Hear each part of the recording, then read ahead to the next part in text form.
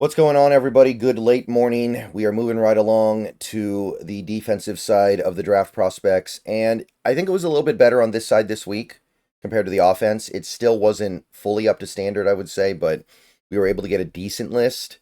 But overall, man, these bye weeks, like they kill you sometimes. They really take some guys out of the fight. We got some injuries taking guys out of the fight. And look, those guys are still going to be good prospects unless the injuries are like career altering, but it does reduce what you can look at as you go throughout the throughout the weeks. So we're gonna go through some defensive positions now. Nose tackle, found two guys, and it's the two guys I always find, which is not great, right? Usually you want to find one other guy that stood out. So you got Kenneth Grant of Michigan. He had 3 tackles and a pressure, but Michigan did ultimately get run on and beat pretty badly. I don't think Kenneth Grant did anything wrong. I think he's still a grinder inside at the nose tackle spot. 71.4 PFF grade is, I think, fair. And I think that Michigan ultimately gets boat raced in these games mostly because they have no offense whatsoever. And eventually the dam breaks. And then you got Deony Walker, who pretty much always makes this list because he's my favorite nose tackle in this draft and probably the best one in my estimation. I think he'll end up going higher than any other, at least some part-time nose tackle player. 3 tackles. Kentucky allowed 28 points, 185 yards rushing, but only 4.2 yards per carry. So I feel like he did his job fairly well. 66.9 Pro Football Focus grade is pretty good. And that's it. Couldn't find a third guy. It was just one of those weeks where, bleh. So even on this side, you're seeing the effect of like not having these players play or having players all have rough weeks at the same time. It happens. Okay, we're going to edge rusher now. Edge rusher, we're going to start with Princely of Ole Miss. We've talked about him a lot this year. He had another really good game. 3 tackles, 2 for loss, which were the 2 sacks, and he recovered a fumble for a touchdown. It's hard to beat that. You recover a fumble for a touchdown, it's hard to say you did anything other than a pretty baller game.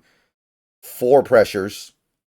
Ole Miss did allow a lot of points and a lot of passing yards, including 13 yards per pass, but they were also winning by so much that, I mean, what's the other team going to do except just keep throwing the ball? 80.3 PFF grade, good game. And at this point, this guy's starting to become like the top edge in this class. He's starting to pass James Pierce in a lot of mocks and big boards. Penn State, 2 tackles, both of them were sacks. 4 QB pressures. Penn State only allowed 20 points. They couldn't win. Only 20 points and not even 185 passing yards, 7.6 yards per pass, 72.9. He's very good. He's very fun. And it's starting to look like he is locking in as a top 10 guy in this draft, probably looked at as the next Micah Parsons. David Bailey of Stanford had a nice game. Nice to call out these Stanford players every now and then. We haven't been able to talk about them very much this year. 5 tackles, including 2 sacks, which were the 2 for loss. 3 pressures. Stanford got destroyed, by the way, 59 points. But hard to say David Bailey was to blame here when he gets a 91.8 PFF grade. And, I mean, it was only 250 passing yards. The other team got ahead so quickly, they just started running the ball. And the fact that David Bailey got 2 sacks in a game where the other team barely has to throw the ball is actually pretty impressive. Like, at a certain point, the other team doesn't even need to think about trying to throw the ball, and you're still getting 2 sacks in a game. Credit where credit's due. New name here. Small school guy, but he played such a good game for Central Arkansas, David Walker, and he's starting to get draft buzz now that we got to talk about him for a minute. He had 8 tackles in his game, and this is a very small school guy, I understand that. He had 1 sack, but 2 forced fumbles. How often does one player force 2 fumbles in a game? 2 pressures, his team only allowed 19 points, 246 passing yards, 7.2 yards per pass, 94.6 on PFF. So, he's a stud. He's a small school stud here. By the way, this game didn't even have full stats because it's such a small school. So I don't know how many tackles for loss he had in this game, but based on what I was able to glean, it was a few. So it's not just tackles for the sake of tackles, right? And final guy is a guy who we talked about early in the season. He's been absent for a while. Mike Green of Marshall had a great game for the Thundering Herd. 9 tackles, 2.5 for loss, 2 sacks, forced a fumble, 4 pressures. Marshall allowed 23 points, 150 passing yards, which was very few passing attempts, but still. and 93.8 PFF grade from Mike Green. The fact that he was able to get 2 sacks on this few attempts is actually really impressive, right? So that's Mike Green, and that's your edge group. I was able to get 5 edges. This edge crop is great. I don't know if it's necessarily what we need, but I'm telling you guys, if you want to think about taking the best players available, there's a very reasonable chance the best player available becomes an edge rusher because this class is just that good. There are tons of really good guys that I didn't even list here.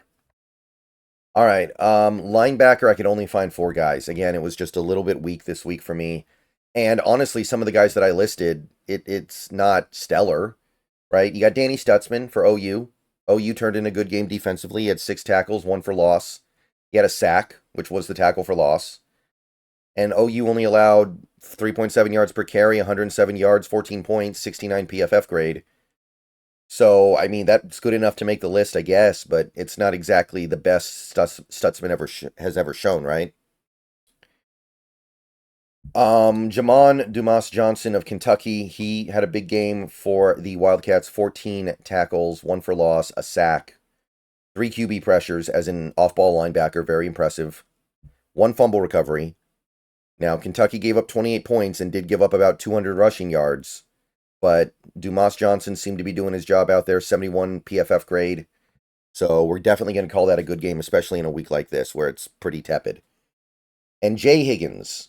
Yes, we have a Jay Higgins on the defensive side of the ball this year, and we have a Jaden Higgins on the offensive side of the ball. You do not need to adjust your monitor. That's actually something that's going on here. Iowa linebacker, 10 tackles and a pass defensed.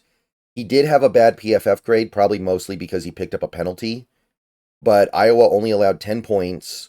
Wisconsin ran the ball for 124 yards, 4.4 yards a carry. It's mostly just because of the 1 penalty, which, hey, penalties suck. You don't want them. But I don't know if we should be making sweeping judgments based off 1 penalty on 1 play when we're evaluating what was otherwise seemingly a good game. Kobe King of Penn State rounds out the list. Last guy I could find. 7 tackles, 1 for loss, which was a sack, and 2 QB pressures total.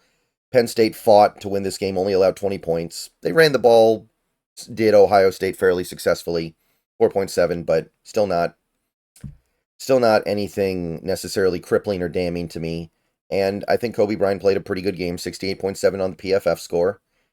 And yeah, that's it for linebackers this week. Nothing else impressed me. Barrett Carter didn't really do much. There were a couple other linebackers I was looking at that just, like Moe Goa, one of my late round sleepers. He's been having a rough time of it lately over in Miami. Even though they're winning games, he's having a rough time of it. So it's hard to find guys. And defensive back, I legitimately could only find 2, and one of them's a slot corner, Jabbar Muhammad. I thought he had a good game for Oregon, 6 tackles, 1 pass defensed, and he did not allow a single catch on 2 targets in a game where, granted, you have a very bad quarterback on the other side with Michigan, but Michigan was down for most of that game, so they had to keep throwing, and Muhammad didn't allow anything, 74.3. I found 1 safety that I thought stood out this week. It was a really rough week for that group because it's a good safety class. Lathan Ransom of Ohio State, 7 tackles and a pass defensed, 1 QB pressure, allowed 31 receiving yards on 2 targets, which even that's not stellar, but overall the game he played was effective. 75.3 PFF grade, and of course, Ohio State gets the win. I forgot to put point totals in these 2 columns, but I mean, once you saw how little there was going on in the safety column this week, I just lost enthusiasm, I guess. But yeah, that's it for this week. 2 relatively short videos here, but that's what I found. Let me know what you guys think. See you guys later. Go Hawks.